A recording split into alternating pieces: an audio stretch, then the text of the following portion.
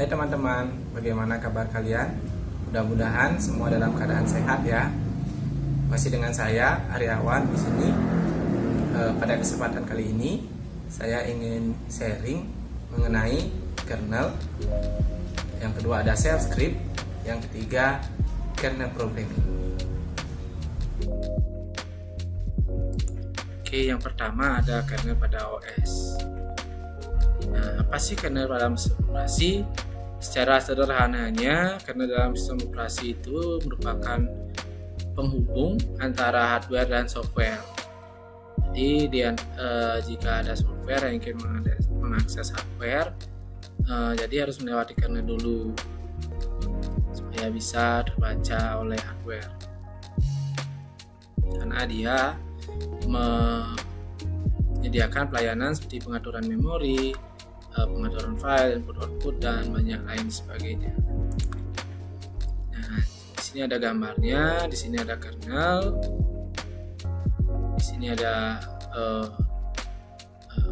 perangkat kerasnya atau hardware, di sini ada aplikasi. Jadi jika aplikasi ingin mengakses hardware, dia harus melewati kernel dulu, lalu kernel akan memberikan bertanya pada hardware, lalu hardware membalikkan lagi ke kernel, lalu menampilkan hasilnya ke aplikasi.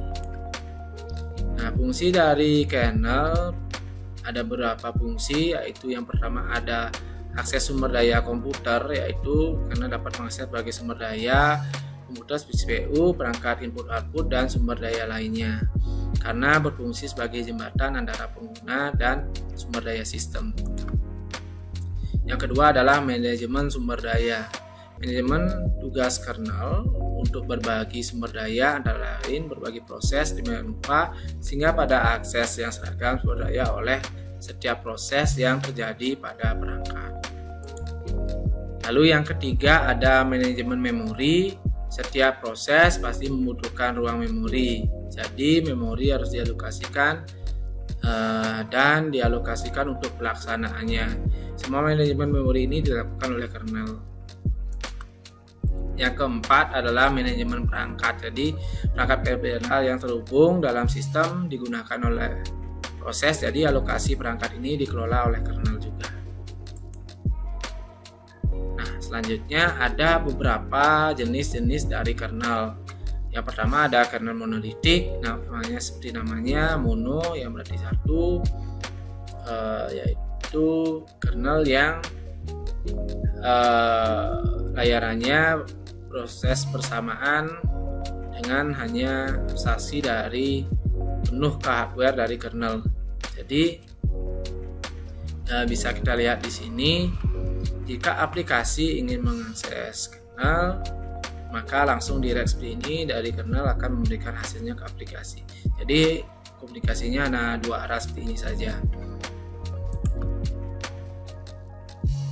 Nah, karena komunikasinya dua arah, dia memiliki kelebihan, yaitu menyediakan penyertaan CPU, penyertaan memori, penyertaan file melalui panggilan sistem saja. Eksekusi dari proses ini cepat karena tidak ada ruang memori yang terpisah untuk pengguna dan kernel. Jadi karena dua arah seperti saja, jadi prosesnya lebih cepat. Nah, tapi di samping itu terdapat kekurangan, yaitu aplikasi. Jadi jika ada yang gagal layanannya, maka akan menyebabkan kegagalan dari sistem. Nah, jika ada layanan atau proses baru akan ditambahkan, maka seluruh operasi perlu dimodifikasi. Itu adalah kekurangan dari monolitik kernel. Oke, lanjut ke mikrokernel. Nah, berbeda dengan monokernel tadi, pada mikrokernel ditambahkan sebuah server untuk diakses oleh aplikasi, lalu dari server akan meneruskan ke kernel. Nah, di sini menggunakan IPC atau Inter Process Communication sebagai media perantaranya. Jadi prosesnya lebih stabil jadinya. Jika seperti tadi di kurangan monokernel itu terjadi error, maka seluruhnya error. Jadi kalau di sini bisa diantisipasi dengan menggunakan server seperti ini. Nah, kelebihannya jika ada layanan tugas yang baru ditambahkan maka dapat dengan mudah ditambahkan. Jadi kita tidak perlu jika ada yang error tidak perlu bermasalah pada kernelnya. Jadi kita bisa perbaiki di sini.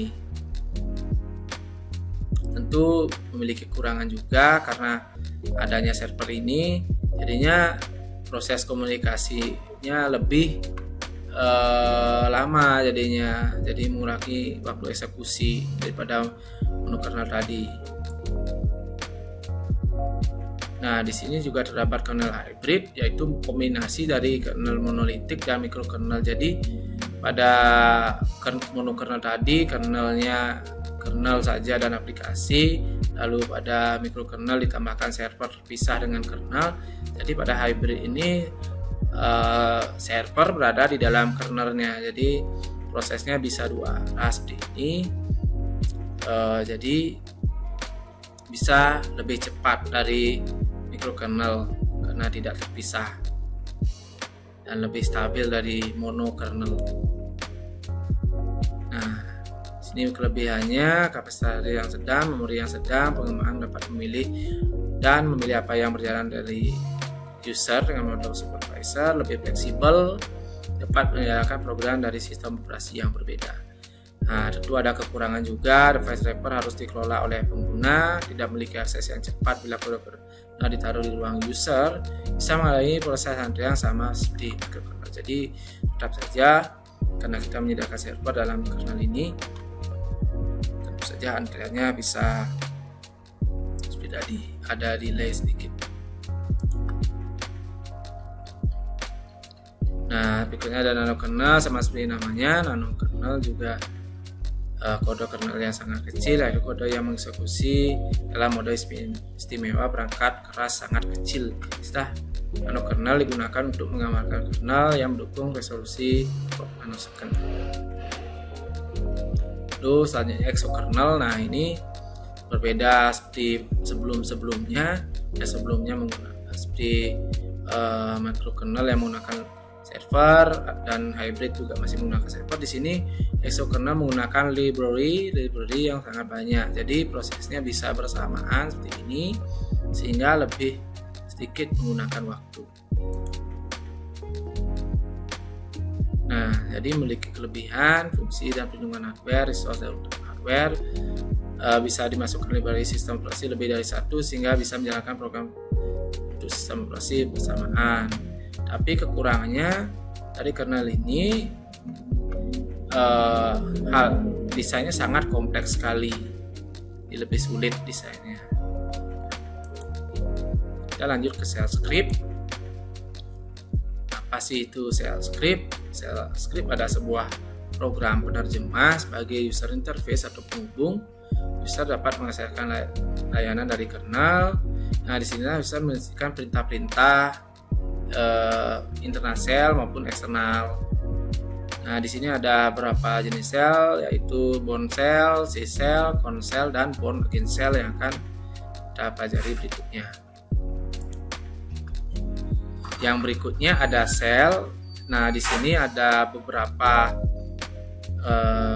contoh gambar supaya lebih mudah kita pahami.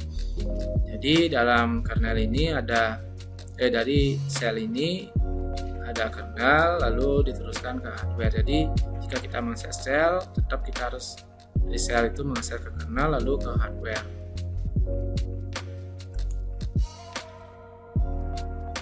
Nah, apakah fungsi dari shell script? Nah, secara sederhananya jika kita memiliki beberapa program yang kita eksekusi secara berantai, kita bisa memanfaatkan shell script ini. Jadi jika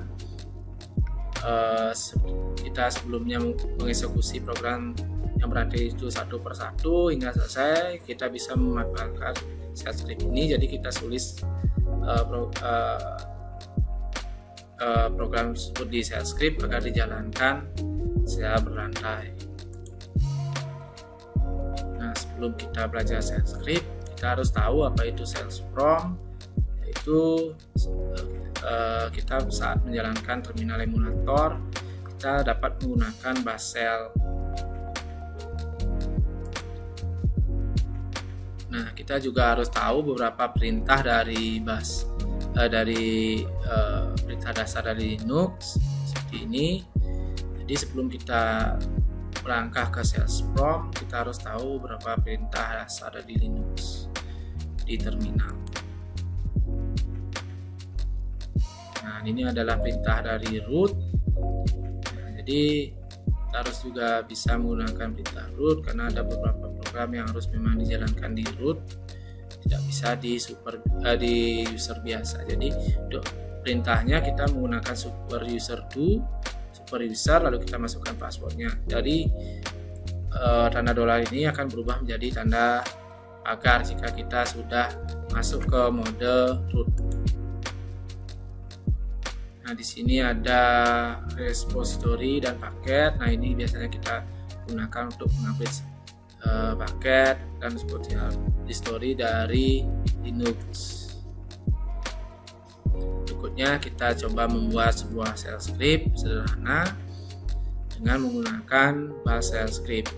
Kita buat sebuah file dulu dengan nano dengan nama file hello.sh. Lalu kita tambahkan kode berikut ini. Ini adalah header dari shell script, dari bash shell script. Nah, ini jadi Linux akan membaca file berdasarkan headernya. Jadi jika kalian salah membuat ekstensi file di Linux, tak bisa dibaca. Yang penting header dari file itu benar. Lalu kita masukkan echo. Echo adalah perintah untuk menampilkan hello world. Nah, ini adalah contohnya yang akan muncul di terminal. Lalu kita lanjut, kita simpan filenya dengan tombol Ctrl+X. Lalu kita pilih yes, maka file akan tersimpan. Lalu kita jalankan program tersebut lalu kita buatkan izin terlebih dahulu supaya program tersebut bisa dijalankan dengan chmod+X lalu hello.sh, itu nama filenya. Lalu kita buka di terminal seperti ini nanti hasilnya. Lalu kita jalankan filenya dengan cara mengeksekusinya dengan beberapa perintah seperti ini. Bisa kita gunakan salah satunya. Di sini saya menggunakan bash hello.sh. Jadi tampilannya akan seperti ini pada terminal. Jadi dia akan menampilkan hello world. Nah, selain hanya kita membuat untuk menampilkan file, kita juga dapat menerima inputan dari user. Nah, seperti ini contohnya. Ini adalah scriptnya. Nah, bisa kalian coba. Setelah kita jalankan, maka hasilnya seperti ini. Jadi di sini ada variabel nama, lalu kita ketikkan nama kita, lalu variabel nama akan berbalik ke sini menampilkan nama kita. Nah, ini yang terjadi pada terminal. Berikutnya kita lanjut ke kernel programming. Pasti itu kernel programming. Program kernel adalah untuk menyediakan fungsionalitas dalam kernel untuk menggunakan sumber daya perangkat keras dan menyediakan fitur lingkungan eksekusi yang mulus untuk program aplikasi. Nah, apa sih yang dilakukan oleh kernel programming? Yaitu biasanya programmer kernel akan melakukan hal-hal berikut, yaitu boarding kernel dan fungsionalitas lainnya ke user baru atau chipset, menerapkan driver untuk modul perangkat keras baru, lalu memperbaiki masalah kernel dan driver lainnya. Jadi fungsinya adalah untuk memprogramming atau memprogram kernel dan driver.